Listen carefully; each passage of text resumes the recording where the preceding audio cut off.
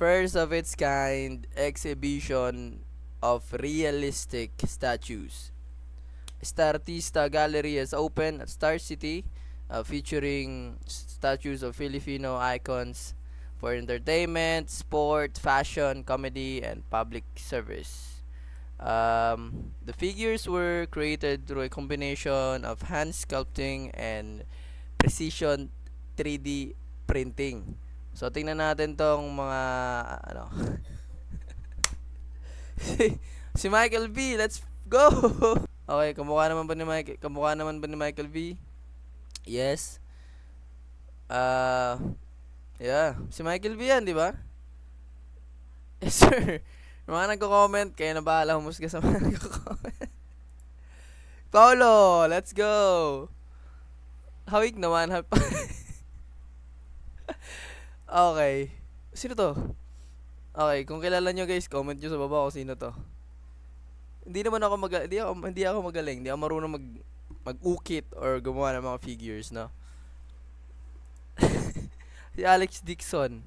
Oh, pinuntahan niya talaga. Okay. Astig naman ni Alice Dixon. Rufa. May nabasahan yung mga comments. Ayun nga. Ooh, okay. Oh, kita ko yung. Kamukha naman ah. Ba't ba binabash? Ba't puro haha? Ah, hindi ko to kilala. Hindi ko to kilala. Hindi ko to kilala. Hindi ko to kilala. Oh, alam ko artist si Madam pero hindi ko siya kilala. Sorry po. Ito, hawig. Yeah, hawig niya. Oh. Kuha yun dito. Yung cheeks. Tsaka yung mata. Sino to? Makoy Dubs ang putya. Okay, okay. Ganda naman pala ng pagkagawa. Okay. Ito, artista. Gladys Reyes. Yes, sir. Okay. Natuwa rin siya. Parang natuwa naman siya sa kanyang statue dito, guys. Hindi ko to kilala. Bebe Nene? Bebe Nene ba to? Okay. Hindi niya masyadong hawig sa side na to. Yorme, let's go! Okay.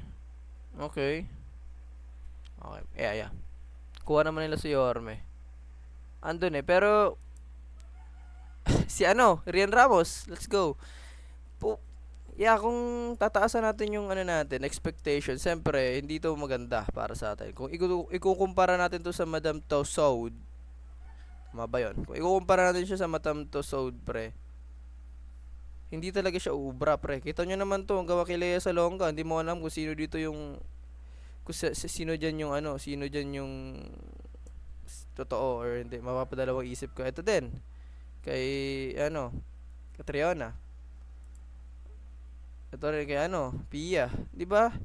Ang kalidad yung kalidad kumbaga hindi mo pwedeng compare sa Madame Tussauds na na gawa.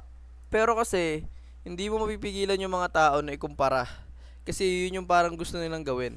Gumawa ng mga realistic na figure para sa mga sikat na tao, mga celebrity, no, politician, athlete, bayani kung pwede, 'di ba?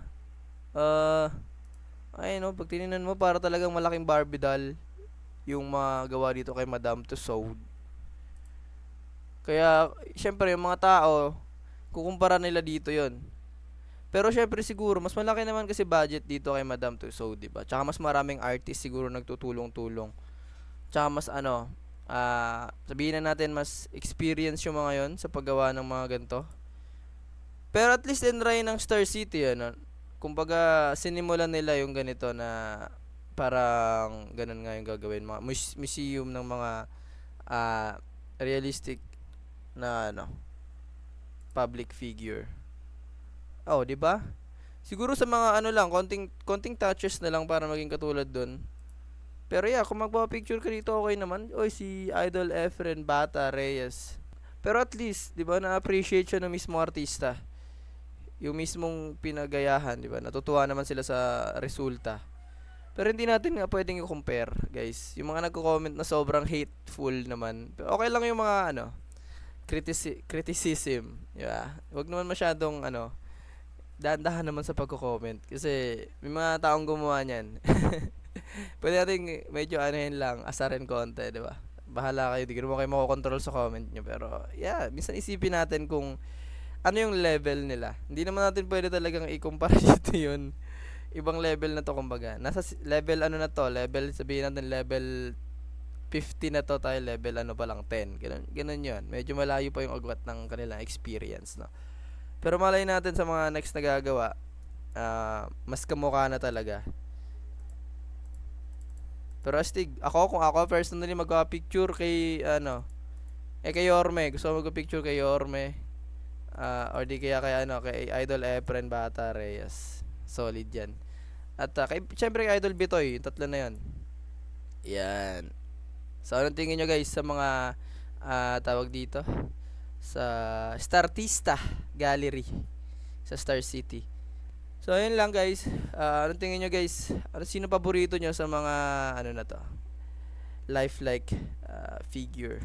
Nga, lifelike ba ano nila? Lifelike figure. Gusto nyo paborito nyo dyan sa mga statwa na yan. So yun lang. Maraming salamat sa panonood. Like and subscribe. And let's go 20 subs. Please, tulungan nyo ang mga 20 subs bago mag-end ang 2026. Maraming salamat guys sa mga nanonood, sa mga nagla-like, sa mga nagko-comment. Mabuhay kayo. Stay safe. Peace out. B2B out.